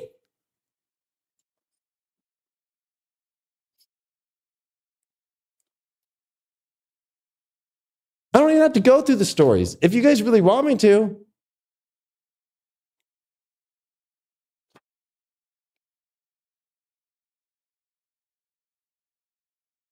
It's all self-sabotage. Every story. Or trying to hide something. The big thing is to look at, especially in the stories right now, what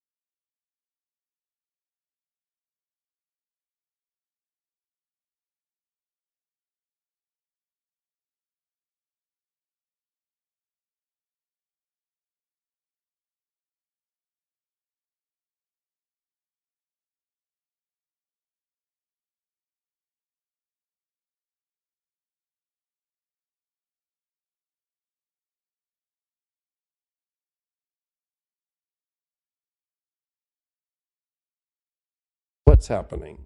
I'm getting people calling me.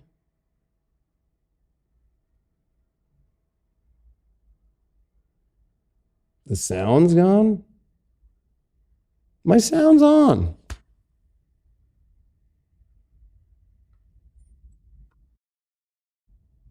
My sound is on. That's so weird. I know, it's on. It's on. What's happening? I'm getting people calling me.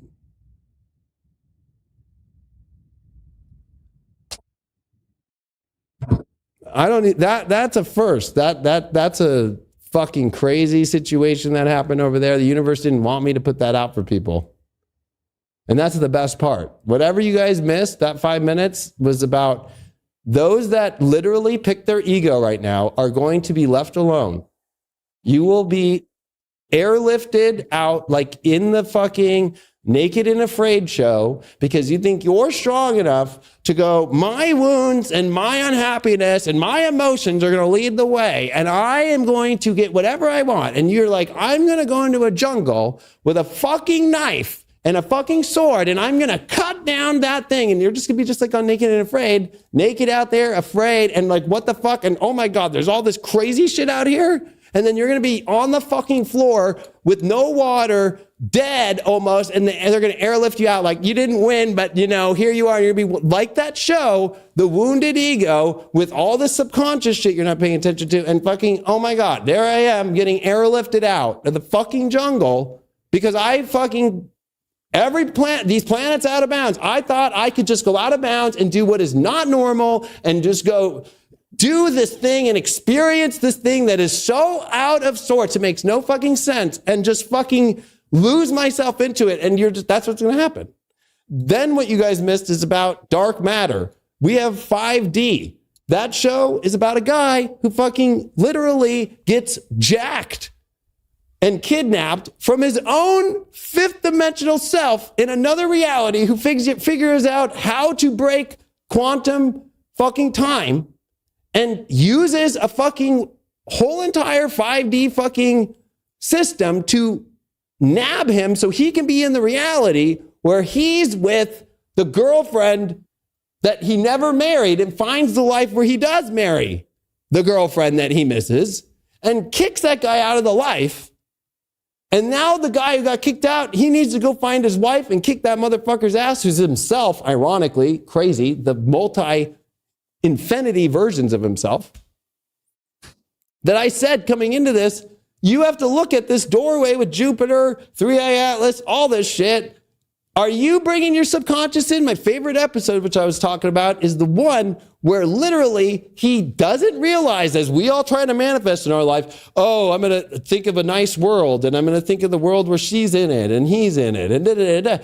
Oh, but your subconscious trigger that you have a fear of death, of your wife dying. You're going to have to go through that. And so they go into a world where it makes COVID look like nothing. The whole world is a full-blown pandemic where 90% of the people are dying. And he goes to his house, and there she is. And if you get it, you are dead like instantly. It's the most, like, you'll catch it instantly. And he has to go see that. And you have to drive through a street and everybody's dead. It's fucking crazy, right? But all of us have shit that we're afraid of that we don't even see, right? So what comes up with Pisces here at the end, and with Chiron that's in the big T-square of these huge, out of bounds, by the way, energies that are going to T-square this bitch. You're not paying attention to the doorway you're walking down. You think you are. The more confident you are, like, I'm doing this. This is what I have to do. You're the biggest retard there ever lived. I said in the beginning of 2025 that you're going to have to let go of whatever your dream is and let God determine what this dream is. Not you and your ego. It's going to be crushed. It's a Chiron that's coming into Taurus. It's going to sit at 0 degrees in months to come. And guess what? You think you're going to be able to attain what you're trying to create and go after right now that is all based off subconscious 5D understanding in the world we're moving into? And Saturn, Neptune, and Aries is about the illusion of the ego, and Saturn is going to make it hard when it conjuncts it. Why? We can only go back to 6,400 years ago to 4361 BC. And what happened then? It was the beginning of humans migrating, and there was only one motherfucker on the planet who had gold. One. And they said that there was no gold back then, that humans weren't finding gold and mining for gold. Well, everybody did for one guy who served himself. And he died alone with the gold, and that's all he had. He didn't have anything else. Is that going to be you? Everybody else that died, though, died because at least they were together. And I think that this is where it's like, you mix Cancer in the home and what brings things together in foundation, you do great in life. Right? You can't, you try to build anything off fucking weak ass foundation, you don't go anywhere. So it's like the irony of like, I think I can just like build a new foundation. It's like, Jupiter's like, let's actually in the retrograde be smart and let's review about the foundation. But let's check our emotions. Are these emotions true? They're going to have to be true because the opposition to this cazimi of the sun, Mars, and Venus to the sun in opposition in Capricorn is going to be like, well, this is actually the road. This is the reality. And with Saturn being with Neptune, do you have control of your subconscious? You didn't even think about that your fear of your wife dying or your husband or your friend or whatever, all those things, or your kid or whatever. When you come into the 5D, when you come into this manifestation, you think you see, I know all my subconscious. I know, you do not. If you were raised in a chaotic house is what you attract because that feels normal. That's actually your comfort zone. When a comfortable house comes to your life, it terrifies you. Because that doesn't feel like comfort. Same way, if you grow up in a secure, safe house, going into a fucking chaotic situation doesn't feel safe. So people don't even realize, right? So take it on another Capricorn thing. You always growing up were thought that you could never achieve anything. So when you actually do get to a place to achieve something, you fuck it up because it's more normal for you to believe and think, I can't achieve shit. Especially if your parents told you that you aren't worthy of much except for whatever they wanted in their ego or whatever it might be. That's all you're going to get. If you didn't have people that were successful that showed you success, I'm blessed I had my grandfather. My dad was successful, but he was normal. My grandfather was extraordinary. I fucking got to hang out. He taught me computers. He showed me all that. And he showed me and taught me how to hold that. Everything's going to come back down to these deeper subconscious layers that nobody wants to do. The hardest work in life is to go, fuck. My emotional reactions to this, my reality, are based upon what's hidden. The 12th house, Pisces, is hidden. It is not easily seen. And we have to walk through these doors.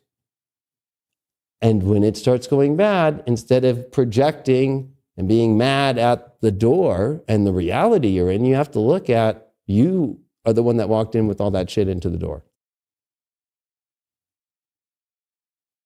If you have not watched Dark Matter, the new version on Apple TV yet, you have missed the biggest spiritual show of the world that we're going to move into. You have literally missed the boat. If it's too confusing for you, then you really need to pay attention. Because that's exactly what's happening in your life and how to respond to life. Everything that's happening in your life right now with Neptune at 29 Pisces is literally all of your own subconscious shit. Whatever your triggers are, whatever's making you unhappy, whatever's not, you have not faced whatever that is deep down in your subconscious and how it was programmed into you and hidden. How the media, it depends even your generation, right? Some people grew up with phones, some of us didn't. I'm an analog generation. I had the radio in the background. Didn't have a phone, didn't have the TV on until cable came out. Right? But as a young pup, I was just sitting on the ground. There was no TV watching except home videos that people made in my family. in like channel 2 and channel 4 and get the ears correct, the fucking antennas right. Like, you know, so that wasn't a big influence on me. My big influence was I got to fucking listen to my grandparents' stories and watch home videos that they had made on fucking reels and then play them on the screen and Kodak fucking, the old Kodak fucking, you know, pictures that you put in the Rolodex and fucking projected. And that's how I saw pictures. There wasn't 1 hour photo when I was born. I remember when 1 hour photo came out. Man, I remember back then, I'm like, these motherfuckers must make bank.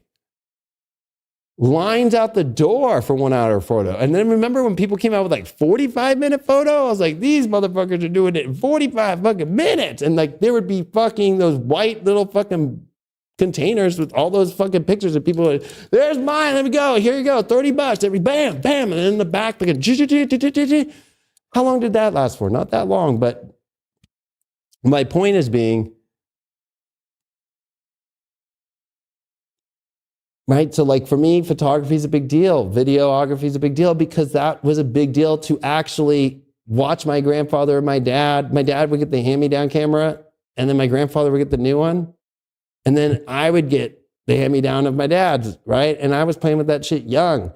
But I always had to like be like, damn, I want hi-fi. I want to have Super 8. I want to have all these things. No, I got to wait. Let me take what I have now and make the best of it. I started vlogging in 1999, before the internet did vlogging by myself. I have the videos. Didn't even realize that would be my job in the future.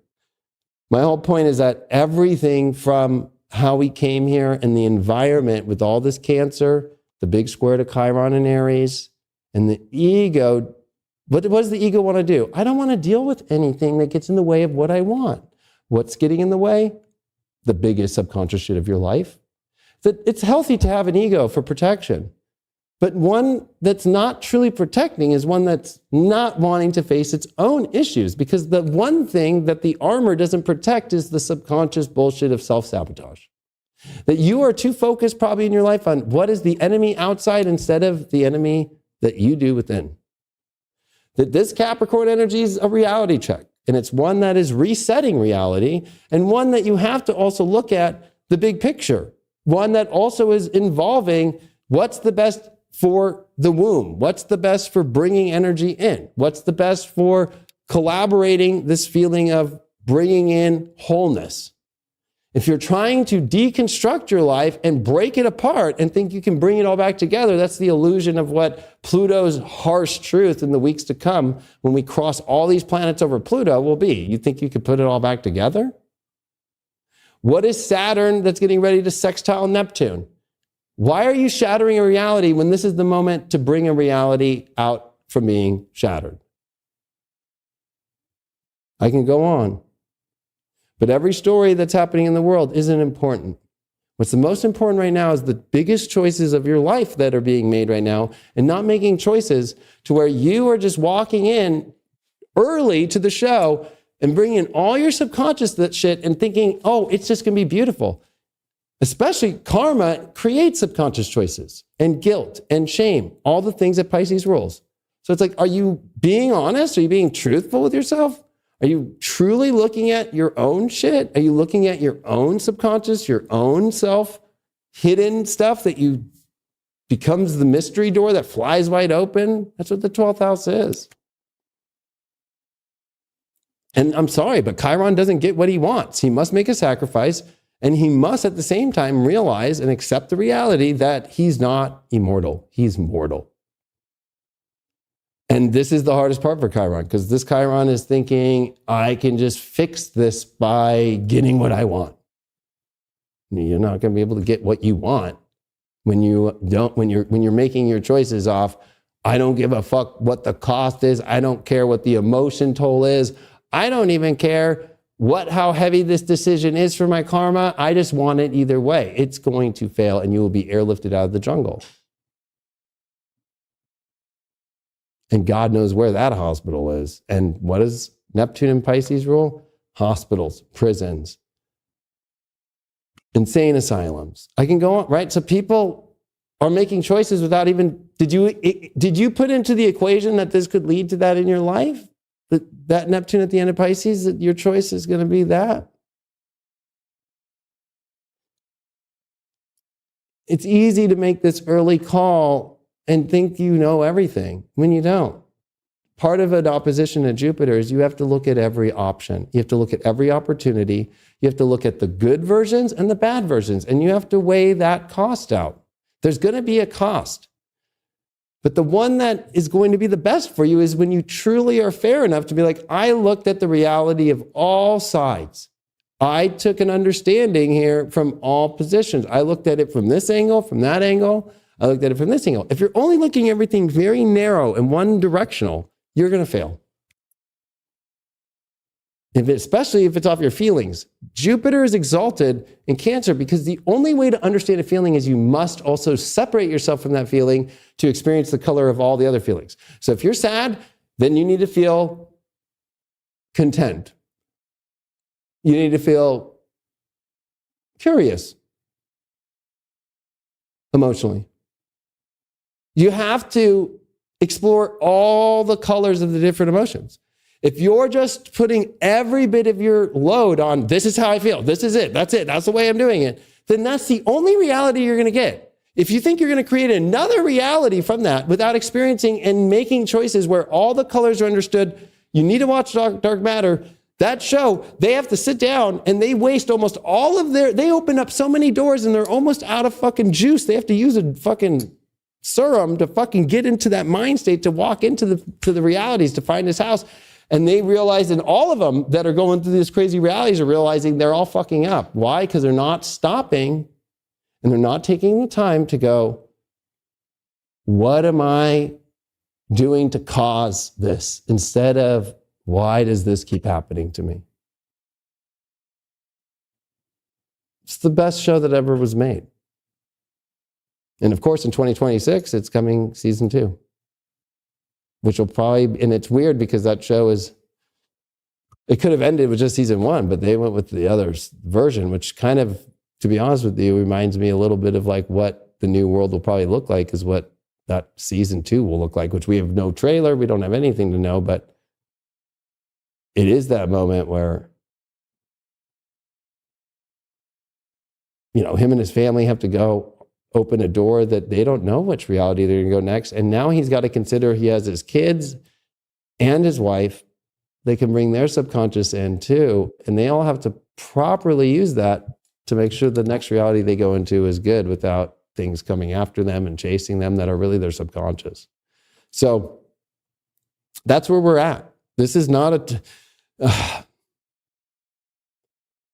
I'm sorry, but just trying to put astrology videos out there and say that Leo is the best for 2026 is fucking ridiculous. Because you're basing it off Jupiter? Why isn't it the best for Libra? That's pretty badass. Pluto and Aquarius, trine Uranus and Gemini in the 9th, right? 5th to 9th? Oh, they have to, of course, every Libra has to cool their heart off and learn to love. Because Libras are cold. They don't like to love. They want to weigh it all out too much.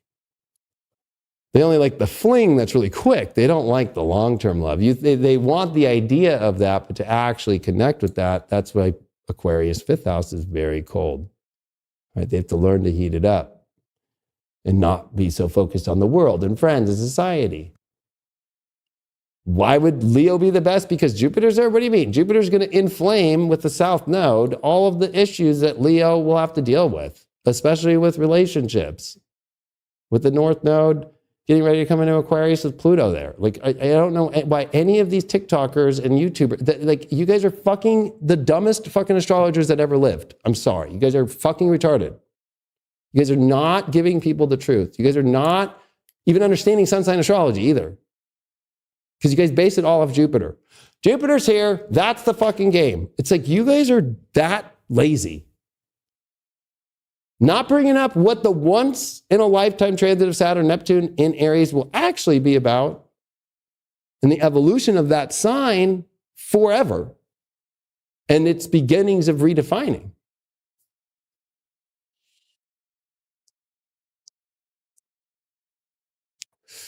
you know, not to say that Leo doesn't have great things, because it does. It has probably, better great things than most of the signs, but that also comes with a cost.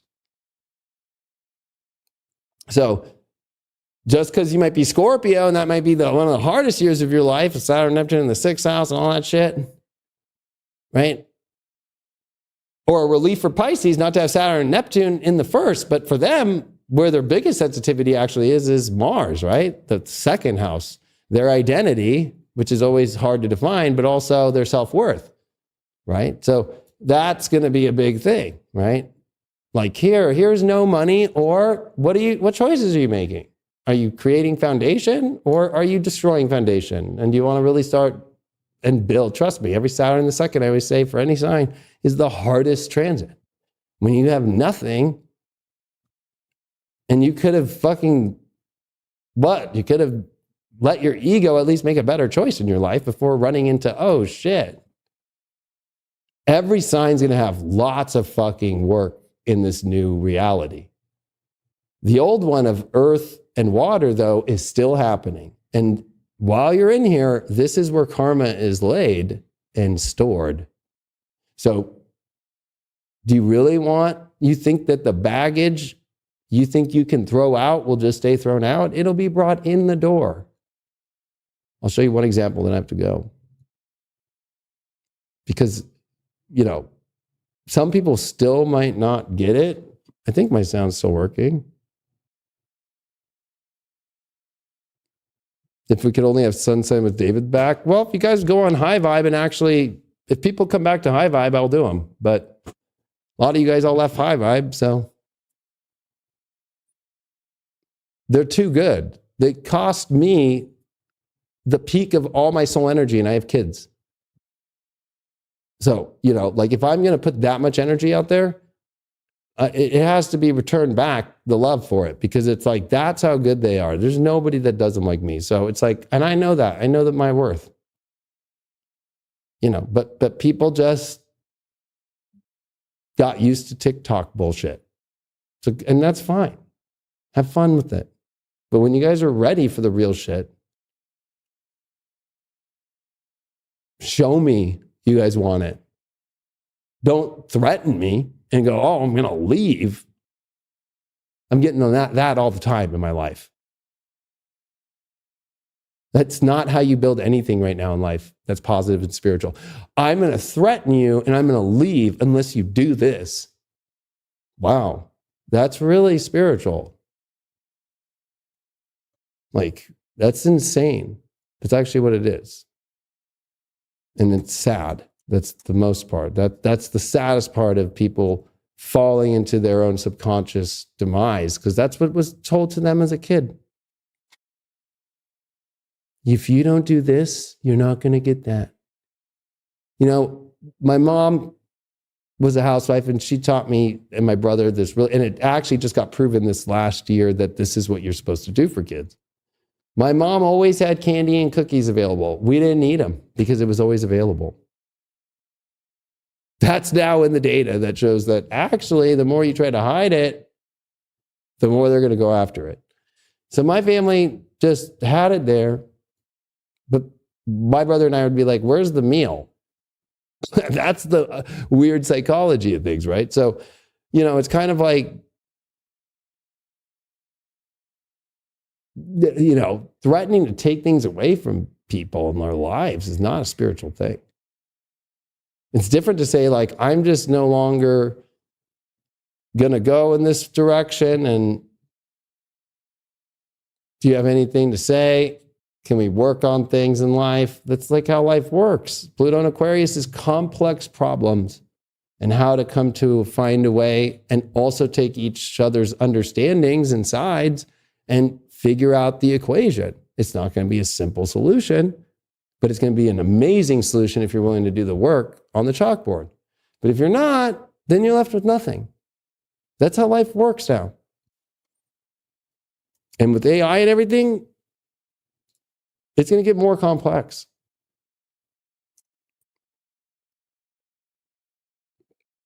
This is what I want to show you guys here. So, Yeah, I'll show you this one. One, oh, low power mode. Don't want that for the show. Okay. Here we go. In dark matter, when he's about to walk through a door, he starts to freak out because he starts realizing, I'm not paying attention to this subconscious thing. I'm not paying attention to this. My fear is causing this to show up. This is the most spiritual show that was ever. This is how reality works. You're afraid of the worst thing to happen, it's going to happen. Right? Or the underlying happens, right? You were always raised in a way, because they talk about that in the show, like he was always raised that he was afraid of losing things, right? And so he chose in this life a big choice. He said, you know what? I'm not going to be afraid about my career. If I lose this opportunity, I'm going to choose love. And so that's what's so weird is his version of himself that was like, I can't lose the career and I'm not going to choose love. I'm going to choose going for it, is the one that steals his life from him. Think of that shit. So there's going to be a version of you, the one that is so hollow and empty, that doesn't choose love, that it literally is going to go and realize down this road in this new world, I hate this. And then you're going to want to take from your own self the version that made the right choice and steal it. That's going to be what you choose in this fucking week. Because that's how dumb people are. They're not thinking that big. They're thinking just one directional. One direction. And they're basing it off their own pain and blaming it on everybody except them looking at their own pain. And then, let's invite all the people that cause all that pain to make the choices for us. Really smart. That's not thinking. That's like not even, that's just really sad. Do you want to end up in a world where, because you're so cold emotionally that you end up in a tundra, right? You end up in a tundra world where it's literally been frozen over everything. Because you're so cold emotionally, you can't feel. You're like, I'm just disconnecting and all that. Okay, there's your new world. I love doing this experiment with people to make them really start to think. Like, so if you're having, you know what, I just want to disconnect everything. You're moving into disconnect world, right? Like you're not moving into warmth. Because if you want warmth, it's turn it on now. Change it, right? You can move from expectation to gratitude instantly. But most people are not willing to understand that. Right? So like you make all these choices. Like there was one where he went into there's like a pandemic, right? So like if you think all the people that like are obsessed with fucking COVID, that are fucking COVID freaks and shit, they go into a world where everybody is fucking sick. Oh, that's not that one, but like which parallel world is that? Like there is some crazy ass ones that are fucking insane. Every world is different depending on who you are and what you want to fucking choose based off your subconscious. Like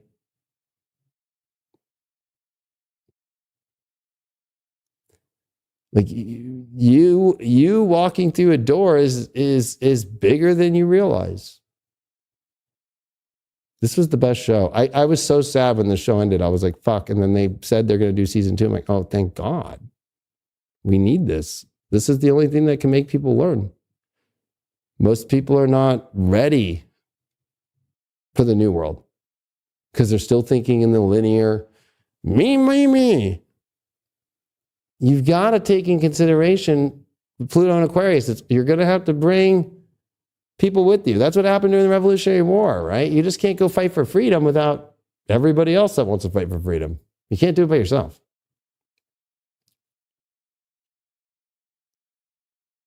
And you have to do it for love. That's why the idea of America and love for country, right? This idea for the love for freedom. It's got a North Node in Leo. Of course, it was based upon the love for it, but it was Pluto and Capricorn. So funny, right? So it was like, let's make the foundation and create that and long-term holding on. So why it's here, past the Pluto return. It's not going to be destroyed that way. Pluto and Aquarius, get me out of here. Get me out of here. I'm out over this. I'm over that. And if you have planets that are in the beginning here of Aquarius, planets in the beginning of Taurus, planets in the beginning of fucking Scorpio or Leo, and you're choosing disconnection, you will fail. Because Pluto is about connection on the deepest level. So it's like you're running away. Bye-bye. I don't know why they don't show that pandemic world. That was fucking crazy. Right? Dark matter pandemic scene. Oh yeah, so here this is that world, right? Like everybody's dead.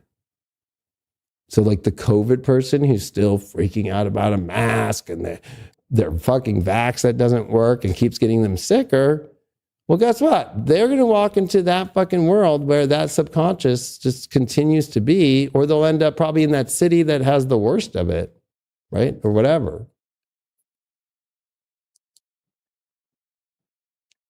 That's how deep down the rabbit hole we're actually going here. Right? We're not playing around with like, oh yeah, just this is what I'm going to do and that's what's happening. Yeah, this was the pandemic world right here.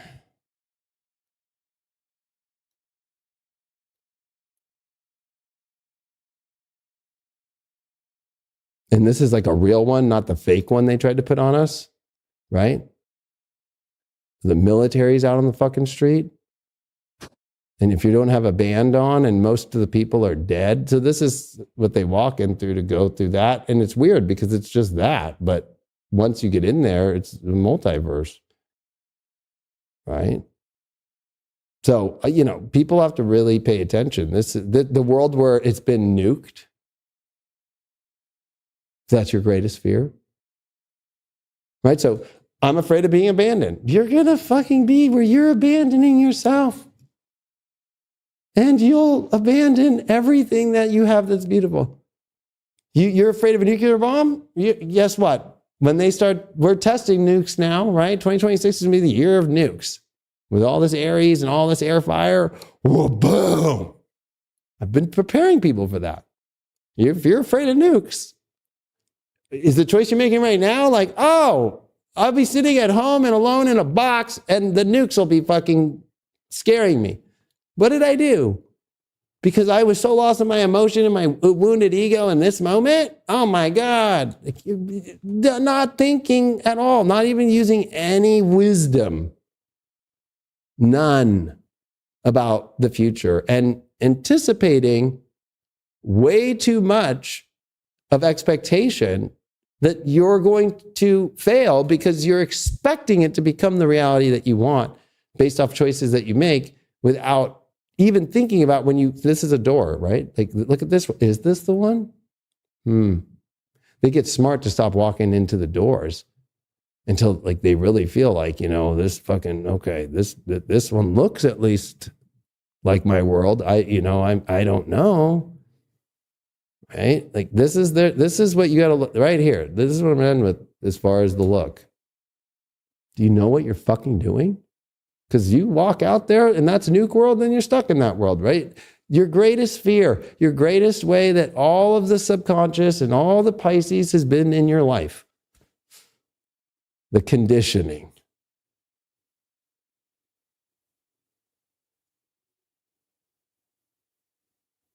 And if you don't pay attention to things like, is this because I'm high on drugs? Is this because I'm not paying attention spiritually? Is this because I'm not right in the head at the moment? Is this because I'm feeling trapped because I always feel trapped when anything is nice and good, right? Because the irony of feeling trapped is you are trapped all the time in God's world.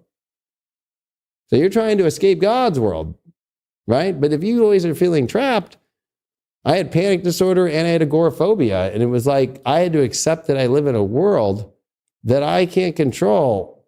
And that was my biggest shift in my therapy and all that shit back in 2015 when it was at the peak, and getting help right? One thing about Pisces is getting the actual help that's not bias for your story and your projection, right? People that knew nothing about me, and I thought, take me in the loony bin.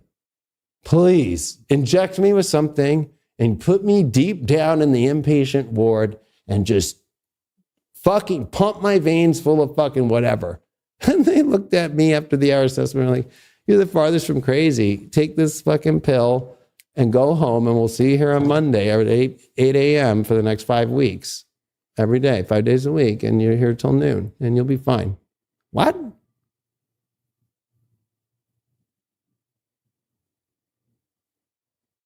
Because my bias was, let me find inpatient, and they're going to put me in there. No, actually. It's the denial where it's like, I'll never end up in prison. That's just when you do. I'll never end up in the psych ward. That's just when you do. I'll never be addicted to drugs. Oh, I remember I was like, I'll never use drugs when I was a kid, right? Oh, yeah, right. My fucking teens into my early 20s. Jesus. We can all relate on that level, right? Now, you could blame this person got me to smoke weed, and this person had me try meth for the first time, and this person gave me my first D-pill, and this person made me drop acid for the first time, and this person made me fucking take those shrooms for the first time. You can blame it on those people. It's you. If you live your whole life blaming your drug problems from the past, if you have them, on the person who you did them with or that offered it to you, then you are the problem. Because you chose to do them.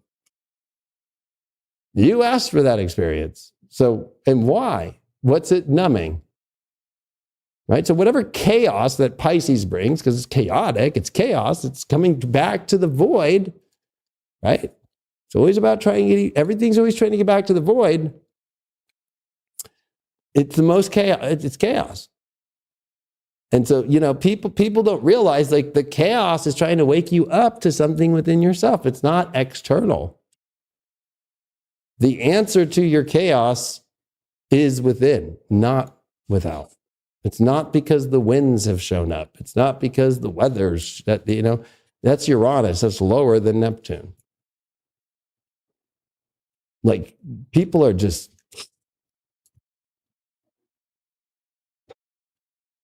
so that's where I'm going to end it. But I appreciate you all very much. I hope that this weekend, this full moon is nice on you all.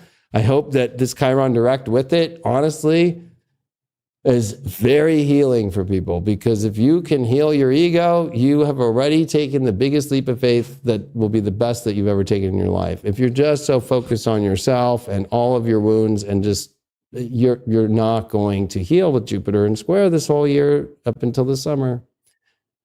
And it's just going to be regret. Chiron makes big regrets. And it feels like shame for being vulnerable, right? That Chiron can only lead and be a guidance to all the gods because he has to accept mortality instead of believe he's still immortal. He has to accept that he chose to go into that war, that it was fucked up that Prometheus shot him with a fucking arrow that had the fucking god immortal bringing down immortal poison. And that he had to then give his liver to the same guy in order to get his immortality back. That's wisdom. That's guidance.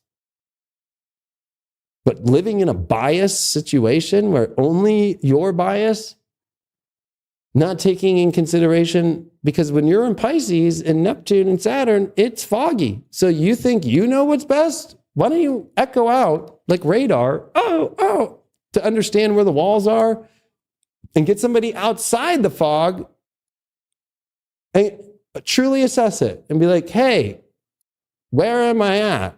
Because you might think, oh, I'm really close to the door. I'm really close to the answer. I'm really close to knowing what's the right way. You are probably way in a whole other place that you didn't realize. You're actually on the 4th floor and you're way far from the exit. What? But you told everybody and fought everybody. I know this is what's happening. Okay. You didn't get any observation? That's what the 12th house is it has to observe, it has to look more. So, but most people are not going to do that.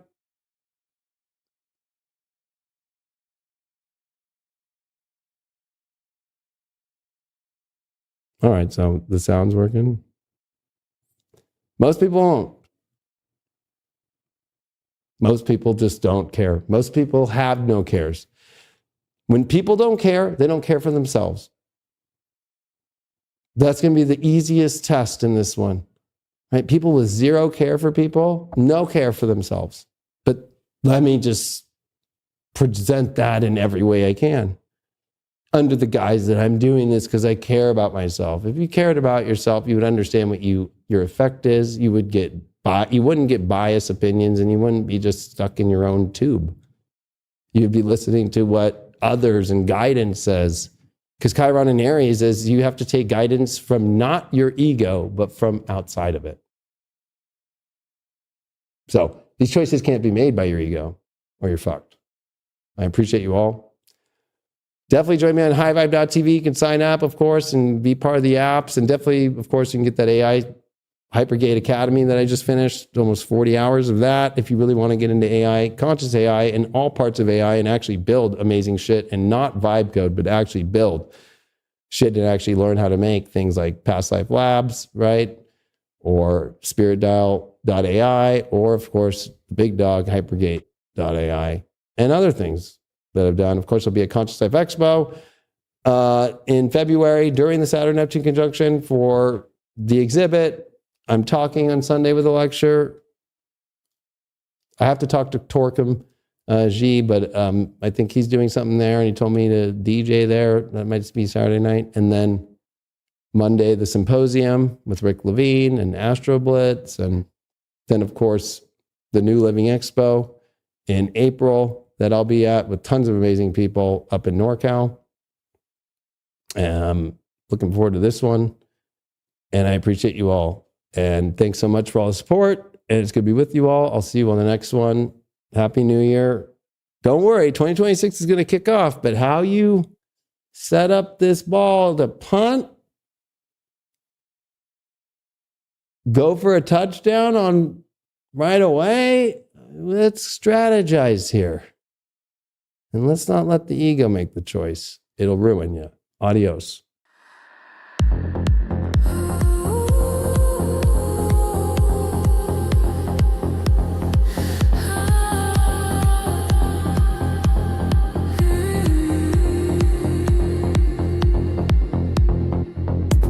Above the clouds we touch the light. Through cosmic